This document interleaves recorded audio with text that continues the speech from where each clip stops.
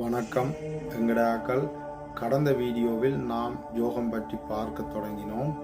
முதல் 3 விடயங்கள் பார்த்து விட்டோம். இன்று நாம் 4வதாக பிராணாயாமம் பார்க்க வேண்டும்.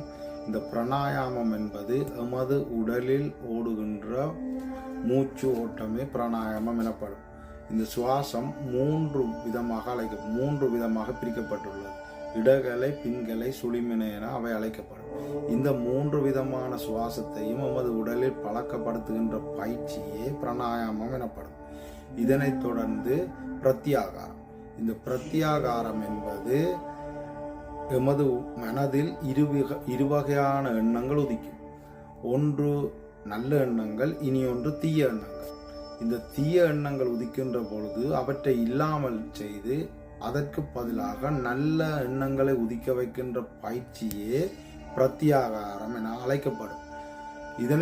இதனை தொடர்ந்து செய்து கொண்டிருக்கின்ற பொழுது நல்ல எண்ணங்களில் நிலையாக நிற்பதற்கான பயிற்சியை மேற்கொள்வதே தாரணை என அழைக்கப்படும். இனி எமக்கு தியானம், சமாதி 2 மீதி உள்ளன. இவை 2ஐயும் அடுத்த வீடியோவில் விரிவாக பார்க்கலாம். நன்றி, வணக்கம். ஓம் நம சிவாய. சிவாய நம. ஓம் கோன்வோல் சிவனே சிவாய நம.